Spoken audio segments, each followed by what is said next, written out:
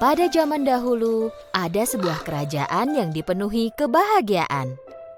Dan di kerajaan itu, hiduplah seorang raja dan ratu yang memiliki satu keinginan, yaitu memiliki seorang anak. Raja dan ratu sangatlah baik hati. Mereka tahu bahwa suatu hari nanti keinginan mereka pasti terwujud. Dan tak lama kemudian, keinginan mereka pun terwujud. Mereka dikaruniai seorang bayi perempuan.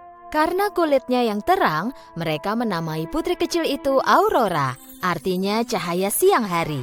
Raja dan ratu memutuskan untuk mengadakan pesta dansa besar untuk merayakan lahirnya Aurora. Semua orang diundang, bahkan peri-peri yang tinggal di hutan misteri. Tapi raja dan ratu melakukan kesalahan besar. Mereka lupa mengundang seorang peri. Semua orang dari seluruh kerajaan, serta raja dan ratu dari kerajaan tetangga, memberikan hadiah disertai harapan mereka kepada Aurora. Dan akhirnya, tibalah waktunya bagi ke-12 peri. Para peri memberikan hadiah yang sangat unik untuk Aurora. Dengan tongkat ajaibnya, mereka memberi Aurora semua yang dia inginkan di dunia. Pada saat terakhir, tersisa 3 peri yang belum memberikan hadiah. Dan mereka juga memberikan hadiah yang luar biasa untuknya. Semoga kecantikan dunia bersamamu setiap saat.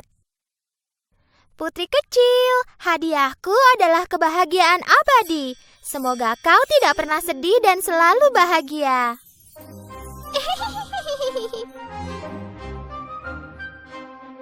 Ketika tinggal peri terakhir yang akan memberikan hadiahnya, tiba-tiba terjadi sesuatu yang tidak terduga. Seluruh ruangan tiba-tiba tertutup asap hijau.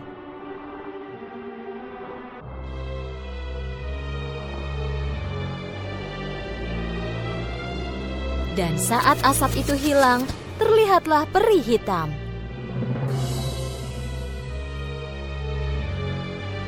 Raja bertanya siapa peri itu yang merusak upacara yang indah ini. Peri lainnya segera mengenalinya. Dialah peri hitam berhati jahat. Jadi, kulihat semua orang diundang. Semua orang di kerajaan ini, teman-temanmu, raja, ratu, dan peri. Tapi sayangnya aku tidak diundang. Raja meminta maaf karena sikapnya yang tidak sopan. Baiklah, aku takkan meninggalkan putri kecil cantik ini tanpa hadiah yang unik dariku.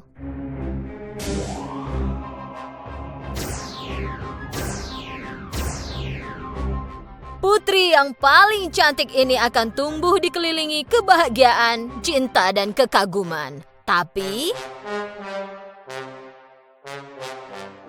pada ulang tahunnya yang ke-16, tepat sebelum matahari terbenam, jarinya akan tertusuk jarum dan dia akan meninggal.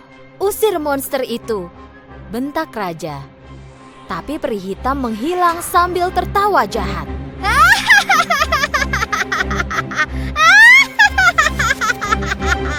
Tiba giliran peri terakhir untuk memberikan hadiahnya. Dia tidak sekuat peri hitam, tapi dia mengharapkan sesuatu yang setidaknya dapat meringankan kutukan jahat itu.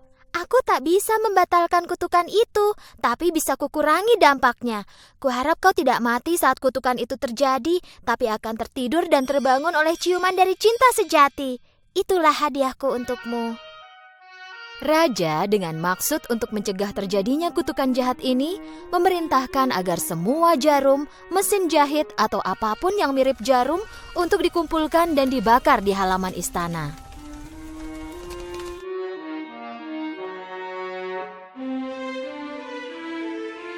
Dengan hadiah dari para peri, Putri Aurora tumbuh menjadi anak cantik dan baik hati yang dicintai semua orang. Suatu hari, Raja memerintahkan 3 peri untuk merawat dan menjaga Aurora. Ini merupakan tugas berat untuk mereka, karena Aurora tidak boleh berhubungan dengan siapapun kecuali ketiga peri. Aurora tumbuh menjadi gadis muda yang sangat cantik bersama peri pelindungnya. Akhirnya hari itu pun tiba. Hari ulang tahun ke-16 Putri Aurora. Hanya tinggal menunggu matahari terbenam sebelum kutukan peri hitam terjadi. Raja dan ratu melakukan semua yang mereka bisa untuk mencegah kutukan itu terjadi, tapi mereka masih khawatir bahwa itu akan tetap terjadi. Mereka mengurung Putri Aurora di sebuah kamar demi melindunginya. Tapi Aurora tidak senang dikurung di kamar karena tidak tahu apa yang sedang terjadi. Tiba-tiba terlihat sebuah pintu di dinding. Aurora terpesona oleh pintu yang belum pernah dia lihat ini. Dan dia mendengar suara aneh berasal dari balik pintu itu. Karena penasaran dan tidak tahu apa yang akan terjadi, dia memasuki pintu itu.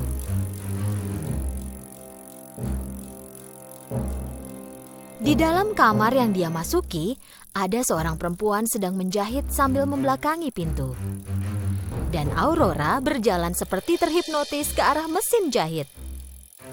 Tepat ketika matahari terbenam, kutukan peri hitam terjadi dan Aurora meraih jarum. Dan pada saat itu, terjadilah. Hanya dengan satu sentuhan jarum, Aurora terjatuh dan masuk dalam tidur abadinya.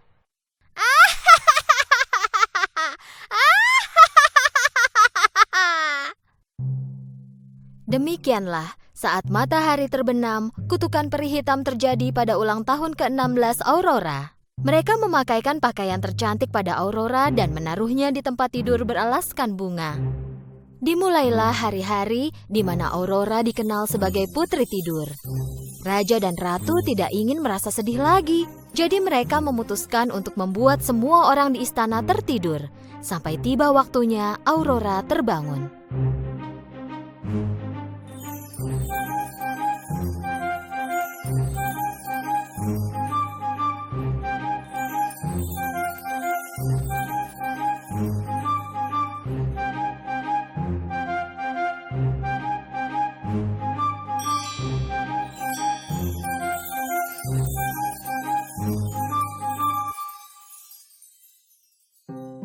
Seratus tahun telah berlalu. Suatu hari, seorang pangeran tampan lewat dan melihat istana yang ditutupi semak duri dan tanaman merambat. Prajuritnya menceritakan kisah tentang istana itu dan putri tidur. Pangeran sangat tertarik mendengarnya, jadi dia memutuskan masuk ke istana itu. Semak-semak itu terlalu lebat dan durinya membuat mustahil untuk dilalui. Jadi dia menghunus pedangnya dan mulai membuka jalan dengan menebas semak duri. Setelah berhasil lewat, pangeran akhirnya tiba di pintu istana dan melihat dua penjaga pintu yang tertidur. Pangeran membuka pintu dan kaget akan apa yang dia lihat. Ada banyak orang di lantai sejauh dia memandang. Pangeran mulai berjalan berkeliling istana dan tiba di kamar raja. Raja dan ratu juga tertidur di sofa mereka. Lalu dia melihat sebuah kamar dengan pintu setengah terbuka. Ia pun masuk. Inilah kamar tempat putri tidur terbaring di atas tempat tidur beralaskan bunga. Pangeran mendekati tempat tidur, melihat putri cantik itu dan mendekati telinga Aurora. Ternyata kaulah putri tidur yang terkenal itu. Kau sangat cantik, Bisik pangeran. Dengan penuh cinta, dia mencium dahi putri tidur.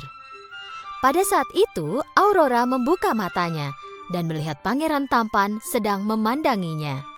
Dengan terbangunnya Aurora, semua orang di istana itu terbangun dari tidur 100 tahun mereka. Raja dan ratu sangat terkejut. Mereka bangun dan berlari ke kamar Aurora untuk melihat apa yang terjadi. Dan saat melihat putri mereka yang cantik terbangun, mereka sangat senang dan bahagia. Pangeran melamar Aurora untuk menikah dengannya. Aurora tersenyum dan menerima lamaran pangeran.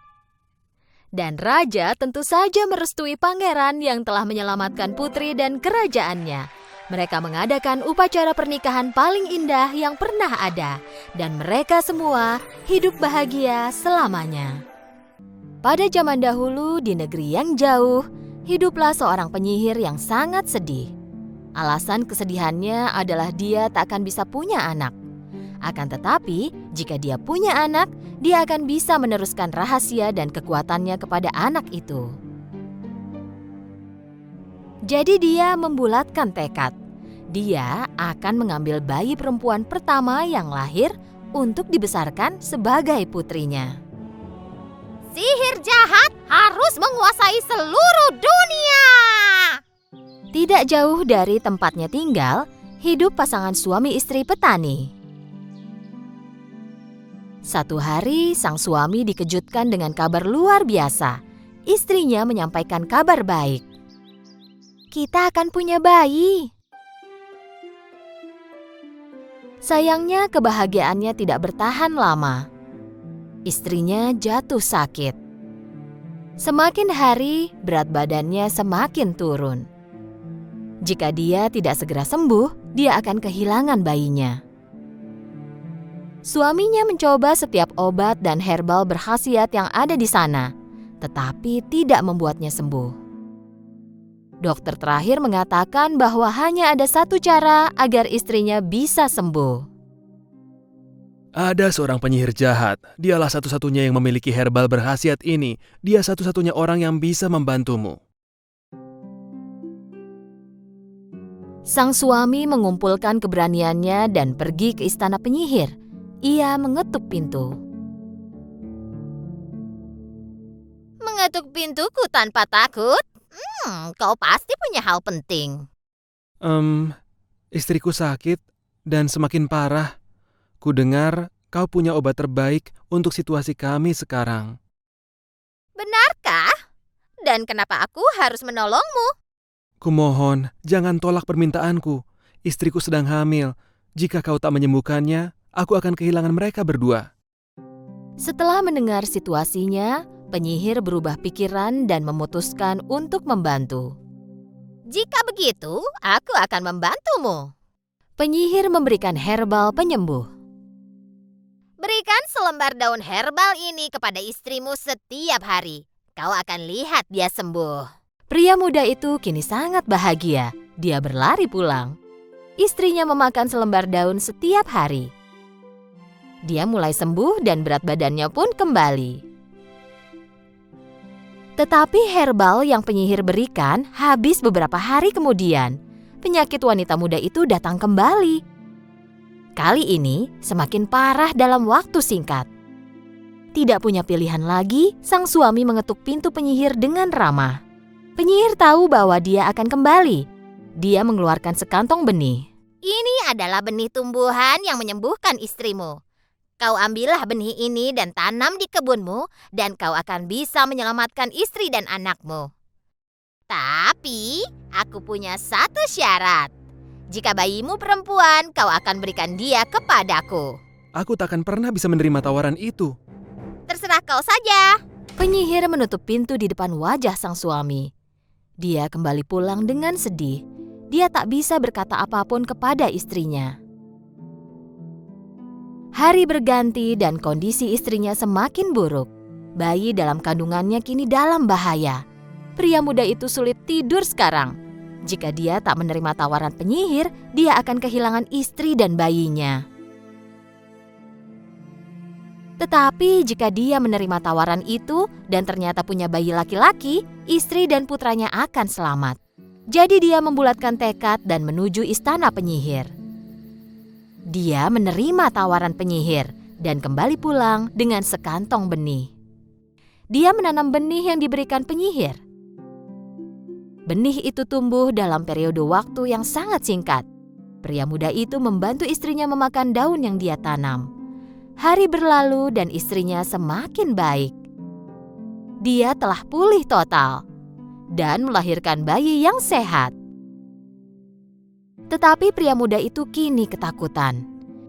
Ini bayi perempuan yang cantik. Pada hari yang sama, mereka mengadakan perayaan besar di istana raja.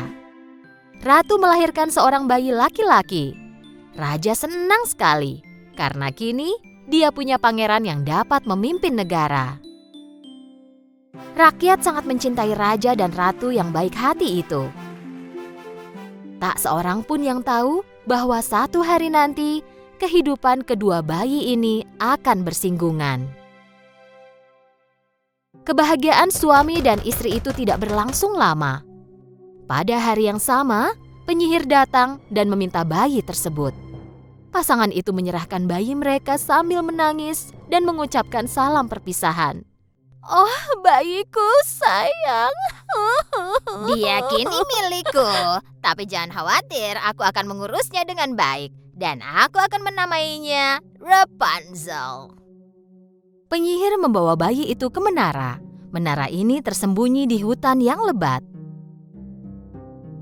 Penyihir menaiki tangga ke puncak menara. Mereka tiba di kamar di lantai teratas. Penyihir menempatkan bayi itu di buayan. Rapunzel, bayiku yang cantik. Mengira bahwa penyihir adalah ibunya, Rapunzel terus menjalani hidupnya di menara ini. Saat siang hari, ia akan turun dari menara untuk bermain di halaman depan, dan pada malam hari, dia akan kembali ke atas ke kamar kecilnya di puncak menara. Penyihir tidak pernah menggunting rambut Rapunzel. Dia menyisir rambut Rapunzel setiap hari. Gadis kecil itu sangat menyukainya. Tahun pun berlalu. Rapunzel kini telah besar dan menjadi remaja. Pada suatu hari, penyihir mendekati menara dan memanggil Rapunzel. Rapunzel, putriku, turunkan rambut emasmu. Rapunzel menurunkan rambut emasnya. Rambutnya dapat mencapai dasar sekarang. Bagus sekali. Penyihir naik ke atas tangga menara. Lalu berdiri di puncak tangga dan mulai membisikkan kata ajaib. Tiba-tiba, anak tangga mulai runtuh. Tidak ada mantra di dunia yang bisa membuat anak tangga ini bersatu kembali.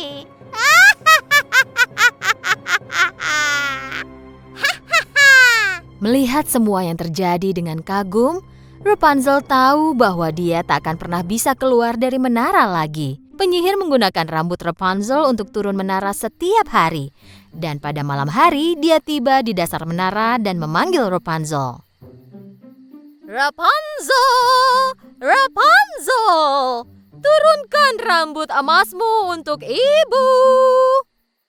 Setelah mendengar suara penyihir, Rapunzel akan menurunkan rambut emasnya. Dan penyihir akan berpegangan ke rambut itu dan mendaki ke atas. Ibu, kenapa kau tak izinkan aku meninggalkan menara? Kenapa kau mengurungku di atas sini? Oh sayangku, aku sangat mencintaimu. Jadi aku hanya mencoba melindungimu dari jahatnya dunia. Rapunzel menghabiskan sepanjang harinya dengan bernyanyi dan berbicara dengan burung yang mengunjunginya. Sementara itu di istana raja, pangeran yang lahir pada hari yang sama dengan Rapunzel telah dewasa dan menjadi pria muda. Kini raja yang sudah tua dan sakit-sakitan berharap agar pangeran meneruskan tahtanya, menikahi putri, dan memberinya cucu. Meskipun banyak putri yang datang ke istana, pangeran tidak dapat melihat mereka sebagai istri terkasihnya. Akhirnya, pangeran pergi melakukan perjalanan panjang berharap menemukan cinta sejatinya. Saat dia tiba di sudut hutan tempat menara itu tersembunyi, dia bertanya kepada anak buahnya. Aku belum pernah mendatangi hutan ini sebelumnya. Ayo kita masuk ke hutan, mungkin kita akan menemukan jalan pintas. Yang mulia pangeran, hutan ini ajaib. Dikatakan bahwa siapapun yang masuk takkan pernah keluar. Kau sendiri yang mengatakannya, itu mungkin hanya rumor. Ayo kita buktikan sendiri. Pangeran dan anak buahnya memasuki hutan. Pangeran penuh percaya diri, tetapi anak buahnya tidak terlalu yakin. Tak lama, menara tempat Rapunzel tinggal pun terlihat. Kemudian mereka mendengar suara nyanyian Rapunzel. La la la la la, la la la la la, la la la la la la la la la la la la. Suara yang sangat indah. Setelah mendekati menara, pangeran memerhatikan Rapunzel yang menyanyi. Sesaat dia melihat Rapunzel dengan kagum. Tepat saat itu penyihir muncul dan berteriak kepada Rapunzel. Rapunzel, Rapunzel, ayo turunkan rambut emasmu. Mendengar panggilan penyihir, Rapunzel menurunkan rambut emasnya. Dan penyihir berpegangan ke rambut Rapunzel dan mendaki ke atas. Jadi namanya adalah Rapunzel. Pangeran memutuskan akan tetap di sekitar menara selama beberapa waktu dan mengamati Rapunzel. Penyihir turun dengan rambut Rapunzel setiap hari dan naik kembali ke atas pada malam hari. Rapunzel! Rapunzel, turunkan rambut emasmu. Akhirnya, pangeran mengumpulkan seluruh keberaniannya dan pada hari saat penyihir tidak ada, dia mendatangi menara itu dan berteriak. Rapunzel! Rapunzel! Ini adalah pertama kalinya Rapunzel mendengar suara selain ibunya. Awalnya dia terlihat ragu, tetapi kemudian dia sangat penasaran mengenai siapa orang yang memanggilnya itu. Jadi dia melihat ke bawah melalui jendela. Dia melihat pria tampan sedang melihat ke arahnya dari bawah. Siapa kau? Dan bagaimana kau tahu namaku? Akulah pangeran dari kerajaan ini. Aku mendengar suaramu yang indah dan ingin bertemu denganmu. Aku tidak diizinkan berbicara dengan orang asing. Pergilah. Aku tidak berniat jahat, aku janji. Ayo turunlah supaya kita bisa bicara. Aku tak bisa. Tidak ada tangga. Tepat pada saat itu, Rapunzel melihat ibunya datang. Cepatlah, kau harus pergi dari sini. Ibu tak boleh melihatmu. Pangeran segera bersembunyi di balik pohon. Setelah penyihir tiba di menara, dia berteriak. Dan setelah Rapunzel menurunkan rambut emasnya, penyihir naik.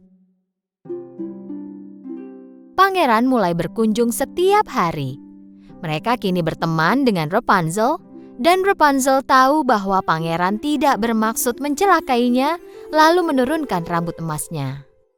Pangeran memegang rambut pirang indah Rapunzel dan memanjat naik. Rapunzel sangat senang. Ada orang lain yang belum pernah dia lihat sebelumnya, berdiri tepat di hadapannya. Kenapa ibumu menyembunyikanmu di penjara? Ibu memberitahuku bahwa dunia itu kejam. Ibu mencoba melindungiku. Tetapi ini konyol. Kenapa seorang ibu mengunci putrinya di tempat yang jauh seperti ini? Ya, memang benar ada kejahatan di luar sana, tetapi juga ada keindahan di antara semua itu. Rapunzel penasaran ingin melihat apakah ucapan pangeran itu benar. Dan hal yang ingin dia lakukan adalah melihat dan mengenal dunia di luar sana.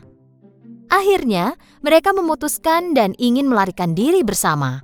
Malam harinya saat penyihir kembali ke menara, dia melihat Rapunzel menurunkan rambut emasnya. Rapunzel melihatku datang, dia telah menurunkan rambutnya. Setelah memanjat menara, apa yang dia lihat? Potongan rambut Rapunzel dan terikat pada sepotong logam, tetapi Rapunzel tidak terlihat. Kemudian dia menyadari bahwa Rapunzel melarikan diri. Rapunzel memotong rambutnya sendiri dan menggantungkannya pada sepotong logam. Dengan bantuan rambutnya, dia dan pangeran menuruni menara. Rapunzel! Rapunzel! Beraninya kau mengkhianatiku! Sementara itu, pangeran dan Rapunzel telah jauh meninggalkan hutan ajaib. Kisah tentang hutan ajaib adalah karangan penyihir. Karena dia tidak ingin ada orang yang menemukan Rapunzel. Rapunzel dan pangeran akhirnya tiba di istana. Dengan membawa Rapunzel, pangeran mendekati raja dan ratu. Dan apa yang dia lihat? Raja yang berdiri di hadapannya kini terlihat sehat. Ayah, kau terlihat sangat sehat. Bagaimana bisa? Herbal penyembuh telah menyembuhkan ayahmu, nak. Coba ku ingat apa namanya. Oh ya, Rapunzel. Rapunzel? Pangeran menceritakan semua yang terjadi pada dirinya. Lalu raja memberitahukan bahwa pasangan tua telah memberikan herbal itu dan mulai bercerita tentang penyihir jahat dan kemalangan yang dilakukannya kepada pasangan tua itu dengan membawa bayi mereka saat lahir. Pangeran dan Rapunzel pergi ke rumah pasangan tua itu. Setelah sang istri melihat gadis berambut emas ini, dia tahu bahwa itu adalah bayinya Rapunzel yang telah diambil darinya. Putriku, putriku, akhirnya aku menemukanmu.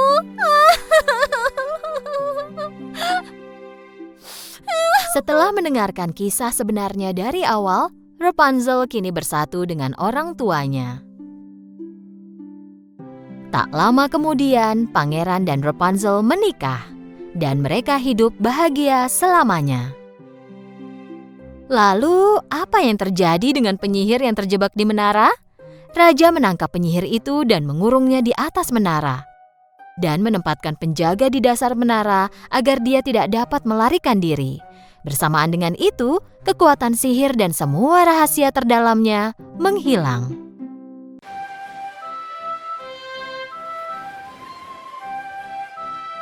Di dalam laut, ada dunia besar di tempat paling dalam yang tak diketahui manusia.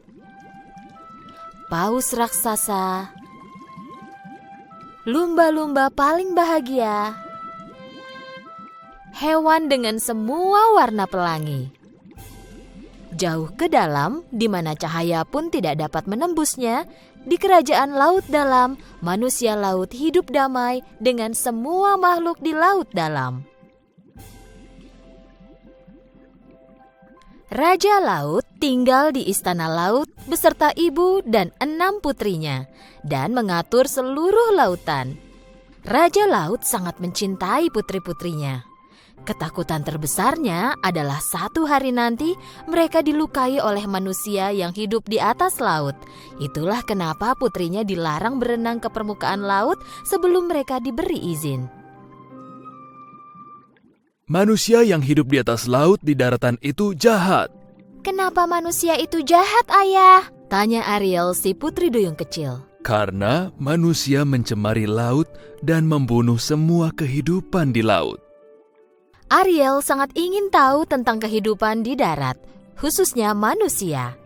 Kisah yang diceritakan kakak-kakaknya tidaklah cukup. Neneknya selalu memperingatkan dia tentang bahayanya manusia. Tapi dia hanya bisa keluar dari gerbang laut setelah dia dimahkotai dan tumbuh sebesar kakak-kakaknya.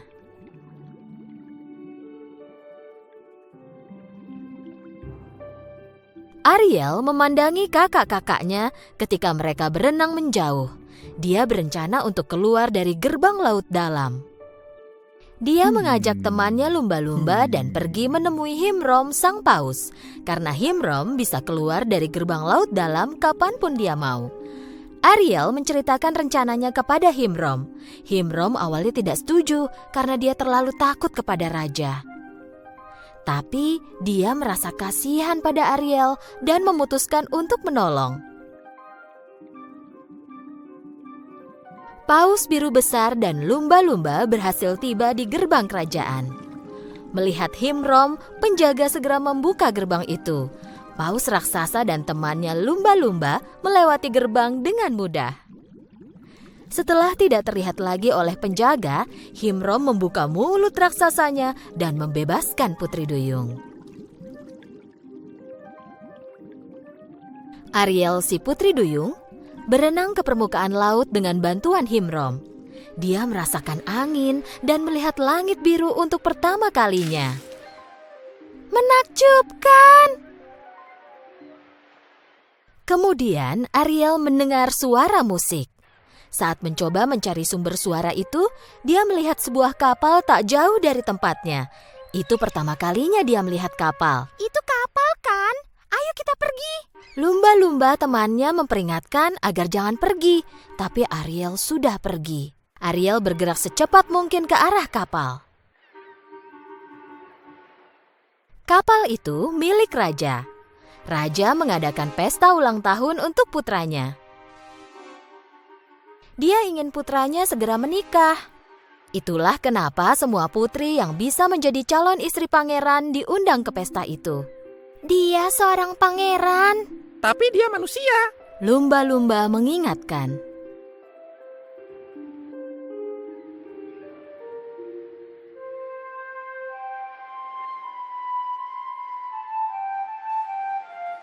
Ariel dengan suara indahnya menyanyi sesuai melodi dari flute yang dimainkan pangeran. Pangeran mendengar suara Ariel yang indah dan mulai mencari ke sekeliling. Hati-hatilah Ariel, mereka akan melihatmu. Lumba-lumba mengingatkan. Putri Duyung melompat kembali ke air dan menghilang.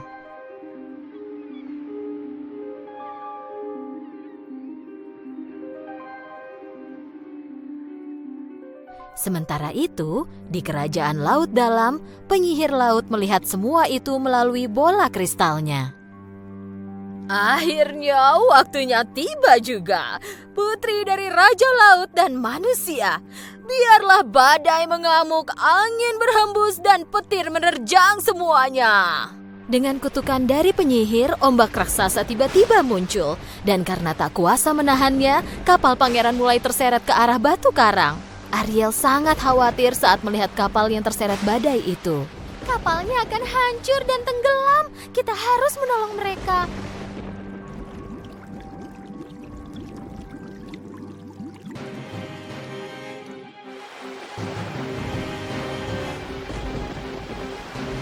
Ariel menyelam ke dalam air mengejar kapal itu.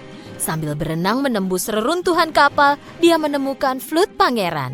Lalu dia melihat pangeran, tak sadarkan diri dan perlahan mulai tenggelam.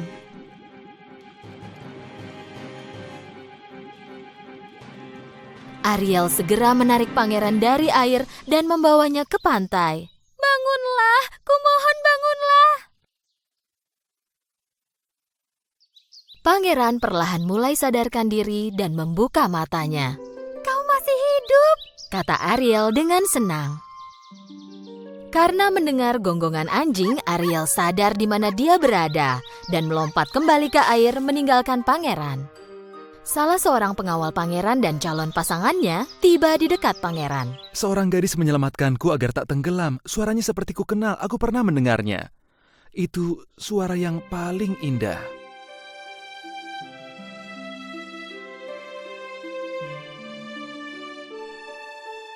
Ariel berenang kembali ke kerajaan laut dalam. Flute pangeran masih di tangannya. Dia tak bisa berhenti memikirkan pangeran. Kemudian Raja Laut datang dan melihat flute yang ada di tangan Ariel.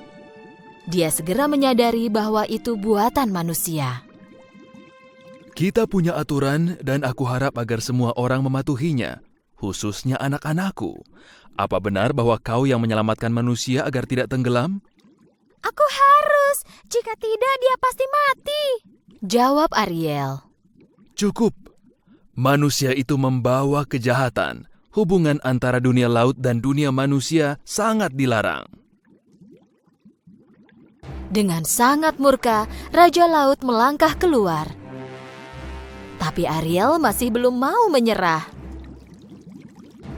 Ariel kemudian pergi kepada naga, penyihir laut, dan meminta bantuan. Naga setuju untuk membantu, tetapi dia menginginkan balasannya. Sesuatu yang sangat berharga. Akan kusiapkan ramuan yang akan mengubahmu menjadi manusia. Kau akan bisa berjalan dan menari dengan dua kakimu. Dan balasannya, aku akan ambil suara indahmu. Suaraku? Tapi tanpa suaraku?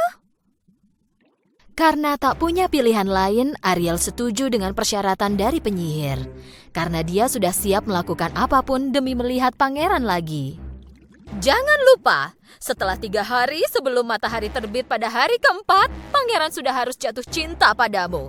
Jika tidak, kau akan kembali menjadi Putri Duyung dan lupakan pangeran selamanya.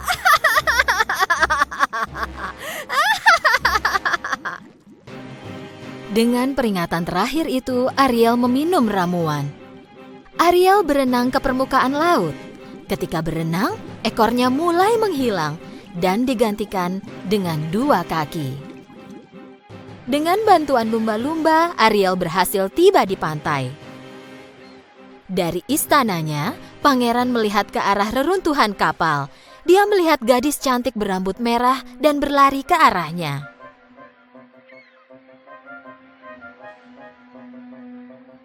Kau, apa kita pernah bertemu sebelumnya? Ya, Ya, kita pernah bertemu. Ariel tak bisa bicara, tetapi dia menyerahkan flute pangeran. Pangeran kemudian memainkan melodi yang dia mainkan di kapal.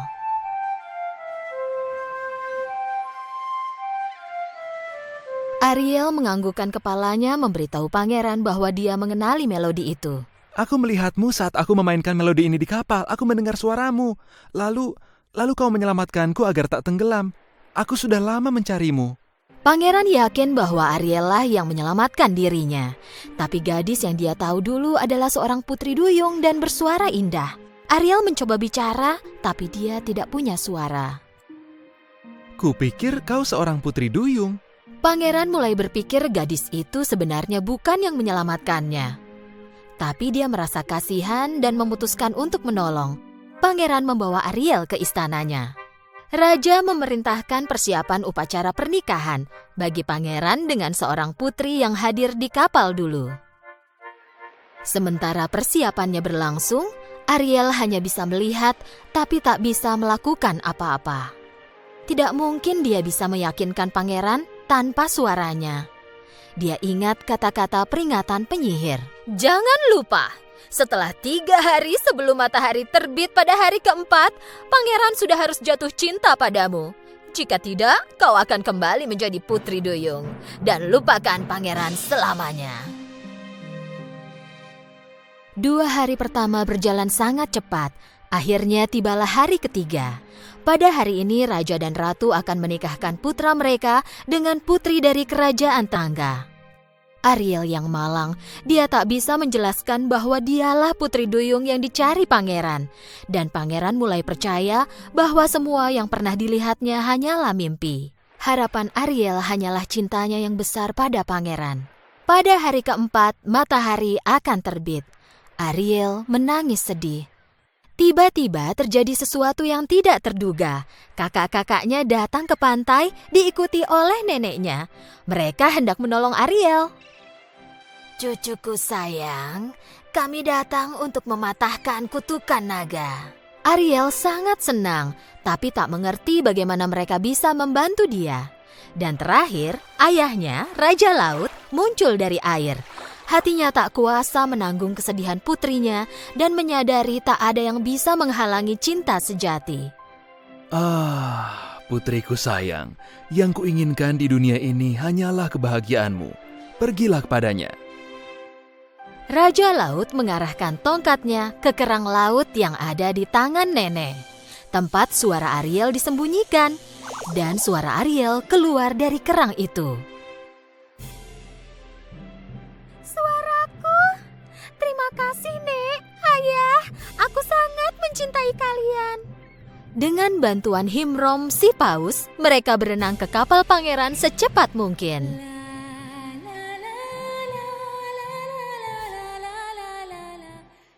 Saat pangeran dan putri mendekati altar untuk mengucapkan janji pernikahan, pangeran tiba-tiba berhenti.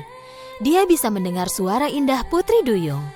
Saat dia lihat Ariel datang kepadanya menaiki paus, tanpa ragu dia melompat ke laut.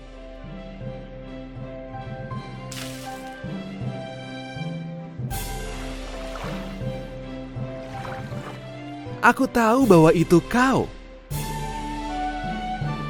Dengan bantuan keluarga dan teman-temannya, Ariel akhirnya bersatu lagi dengan suaranya dan pangeran. Tapi dia tak lagi menjadi putri duyung. Dia akan melanjutkan hidupnya sebagai manusia. Ariel dan pangeran hidup bahagia selamanya, menebarkan cinta, kedamaian, persahabatan antara daratan dan lautan. Pada zaman dahulu, hiduplah seorang putri cantik di sebuah kastil besar. Suatu hari, ayahnya sang raja memberikan hadiah ulang tahun sebuah bola emas kepada putri. Selamat ulang tahun, putriku. Terima kasih, ayah. Putri sangat mencintai bola emas ini. Dia menghabiskan sepanjang waktunya bermain dengan bola emas itu. Suatu hari, dia membawa bolanya keluar dan mulai memainkannya dengan melemparkannya ke udara. Putri mendekati sebuah kolam kecil dan terus memainkan bola emas itu. Tepat saat itu, dia tidak dapat menangkap bola yang dia lemparkan ke atas. dan bola itu menggelinding menjauh. Bolaku! Putri mengejar bola emasnya, tetapi bola itu bergerak semakin cepat. Akhirnya bola itu jatuh ke kolam dan tenggelam. Ah, tidak! Putri duduk di tepi kolam dan menangis karena putus asa. Bola emasku yang cantik, bagaimana aku bisa mengambilnya? Tiba-tiba, dia mendengar sebuah suara. Rabbit. Putri yang cantik, kenapa kau menangis? Rabbit. Putri melihat berkeliling tetapi tidak menemukan dari mana asal suara itu. Ketika Putri melihat dari dekat, dia sadar bahwa itu adalah suara kodok yang ada di samping kolam dan kodok itu memandanginya. Kodok melompat ke arah Putri dan bertanya lagi setelah dia berhasil mendekat. Ada masalah apa Putri yang cantik? Kenapa kau menangis? Sang putri terkejut saat melihat kodok yang bisa berbicara. Kodok yang bisa berbicara? Bagaimana bisa? Ya, inilah aku berbicara dengan Putri yang cantik. Kenapa kau menangis? Setelah menenangkan diri, Putri mulai menceritakan kisahnya. Bola emas yang diberikan ayahku terjatuh ke kolam dan tenggelam. Bagaimana aku bisa mengambilnya? Kodok mendekati kaki sang putri dan mengajukan penawaran. Putri yang cantik, akan kubawakan bolamu, tetapi sebagai balasannya kau harus melakukan permintaanku. Putri jadi penasaran. Jadi apa balasannya? Jika kau mau berteman denganku, aku ingin hidup bersamamu di kastil. Putri memikirkan hal itu, lalu menerima tawaran sang kodok. Jadi kodok melompat ke dalam air dan hilang dari pandangan.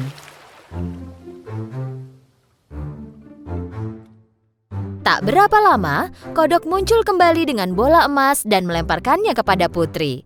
Setelah menemukan bolanya, Putri sangat senang dan mulai berjalan kembali ke kastil. Melihat sang putri pergi meninggalkan kodok, kodok mulai berteriak.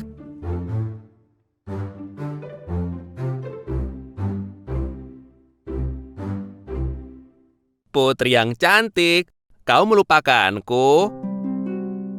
Kau janji membawaku ke kastil. Rabbit. Putri berteriak dari jauh sambil tertawa. Bagaimana mungkin kodok jelek sepertimu membayangkan untuk hidup dengan putri cantik sepertiku? Rabbit. Sang putri meninggalkan kodok dan pulang ke kastilnya. Pada malam harinya, raja, ratu, dan putri duduk di meja makan. Tepat ketika mereka mulai makan, terdengar ketukan di pintu. Pelayan melaporkan bahwa seekor kodok telah tiba dan memberitahu bahwa kodok tersebut diundang oleh putri dan kini meminta izin untuk masuk. Raja dengan terkejut bertanya kepada putrinya. Ceritakanlah apa yang terjadi, putriku. Begini, Ayah. Putri menceritakan semua tentang peristiwa yang terjadi pagi itu di kolam.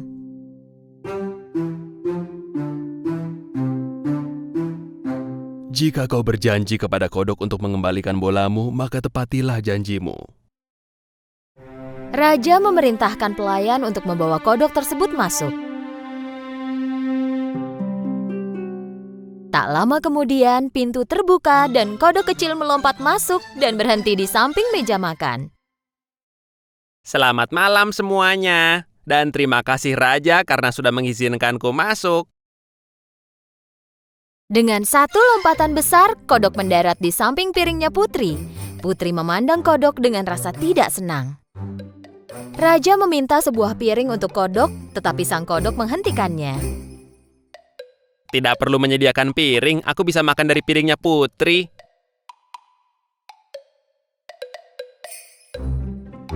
Kodok mulai makan dari piring sang putri.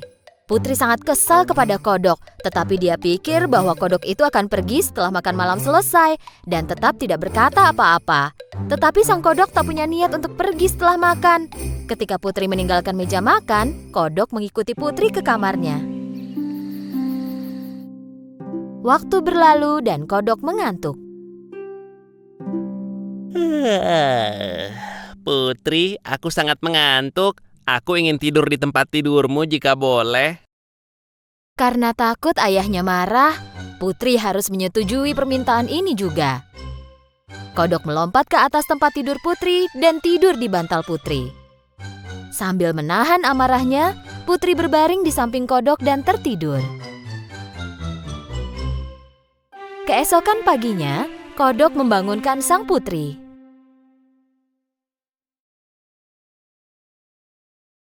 Selamat pagi, putri yang cantik. Aku punya satu keinginan lagi darimu. Jika kau melakukannya, aku akan segera pergi. Mendengar bahwa kodok jelek itu akan segera pergi, tanpa kentara menunjukkannya, Putri sangat senang. Baiklah, katakan apa yang kau inginkan.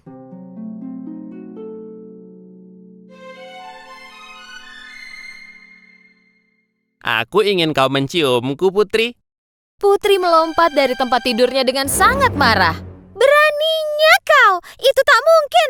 Senyum di wajah kodok pun hilang dan digantikan oleh air mata. Putri berpikir sejenak. Baiklah, apa susahnya dengan satu ciuman kecil?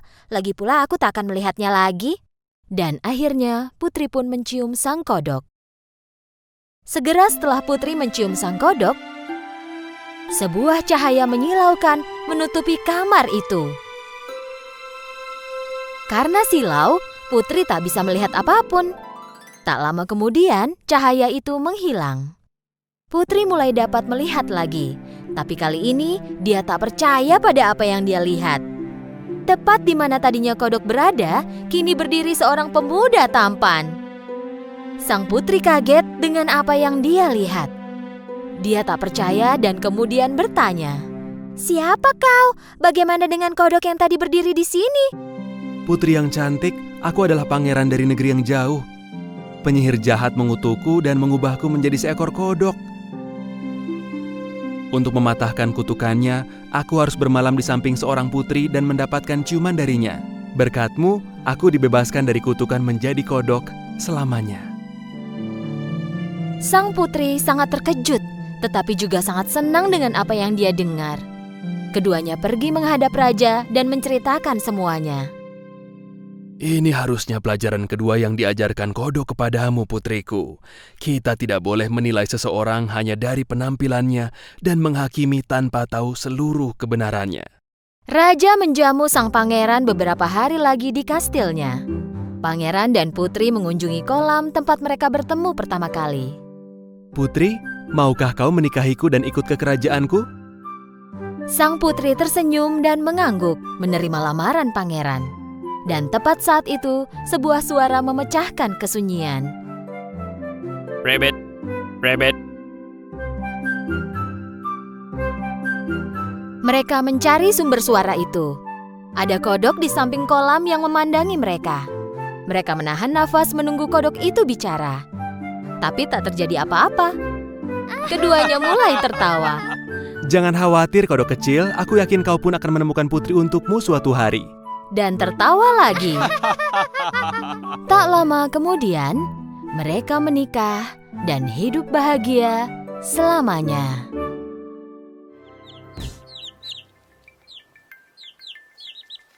Pada zaman dahulu di negeri yang sangat jauh, tinggallah seorang anak perempuan yang cantik dan baik hati. Suatu hari setelah ibunya meninggal, ayahnya menikahi wanita lain. Ibu tiri berhati jahat ini memiliki dua putri yang sama jahatnya seperti ibu mereka. Ibu tiri dan saudara tirinya memperlakukannya dengan sangat buruk. Kau tak boleh duduk di meja bersama kami. Kau tidak boleh duduk bersama kami.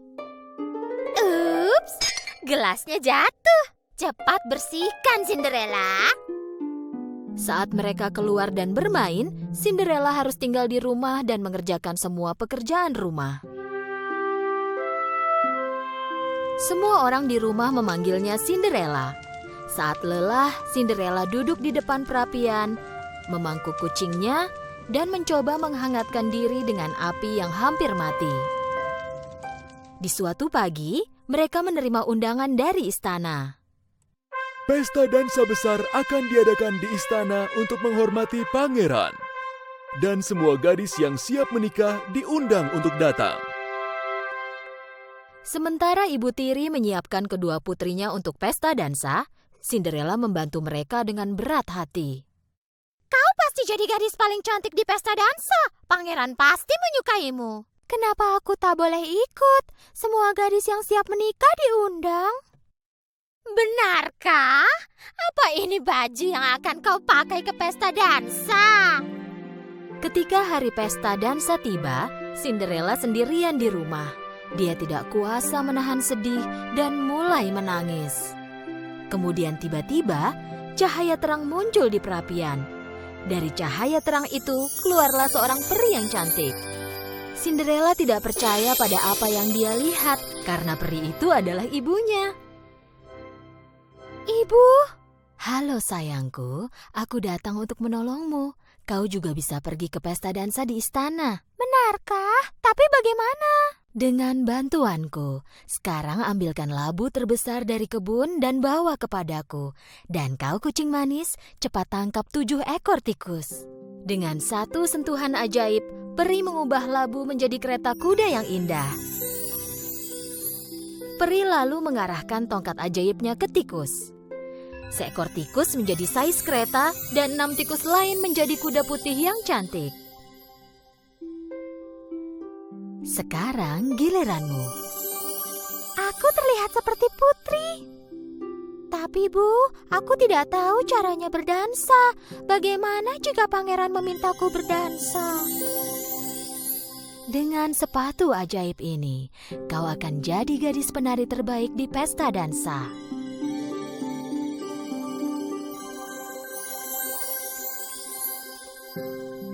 Kau harus berdansa dengan pangeran. Oh, tapi jangan lupa, keajaiban ini akan hilang tepat saat tengah malam. Kau harus meninggalkan pesta dansa sebelum jam berdentang 12 kali. Terima kasih banyak, Bu. Aku akan pulang sebelum tengah malam. Aku janji. Bu, apa aku bisa bertemu Ibu lagi? Aku selalu ada di sisimu.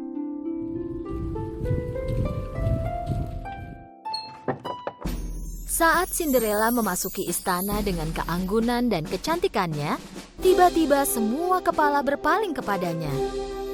Bahkan saudara tirinya tidak mengenali dia, dan tentu saja pangeran tampan terpesona akan kecantikannya.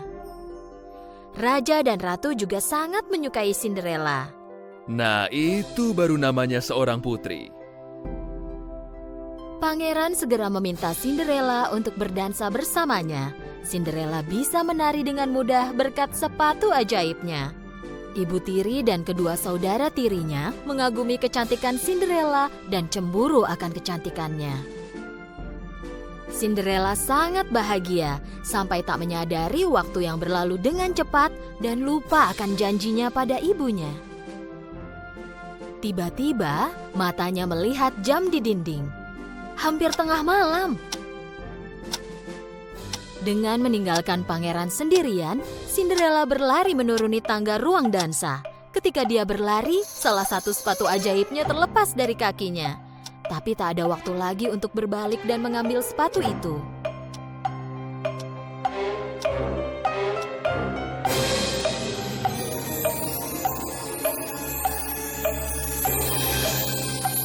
Ketika mengejar Cinderella, pangeran menemukan sepatunya tergeletak di tangga. Segera temukan pemilik sepatu ini. Jika perlu, jelajahi seluruh negeri untuk menemukan dia. Pegawai istana berkeliling negeri, mengetuk setiap pintu dan mengizinkan setiap perempuan muda untuk mencoba sepatu itu. Tetapi sepatu itu tidak pas pada siapapun. Sampai akhirnya, mereka tiba di rumah Cinderella. Kedua saudara tiri mencoba sepatu itu. Jika kau dorong sedikit, pasti akan pas. Ya, kaki putriku sedikit bengkak karena dia kelelahan. Tetapi sepatu itu tidak pas juga di kaki mereka.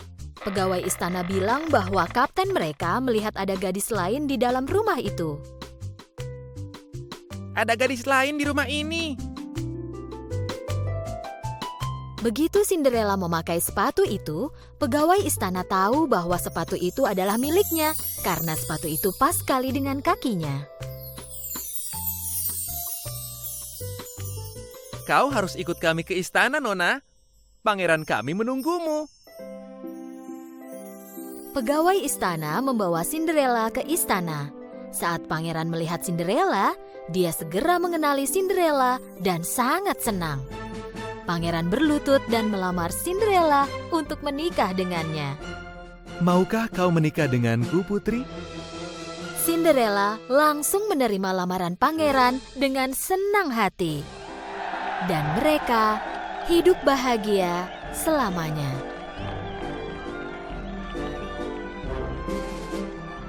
Tapi mengapa sepatuku tidak kehilangan keajaibannya?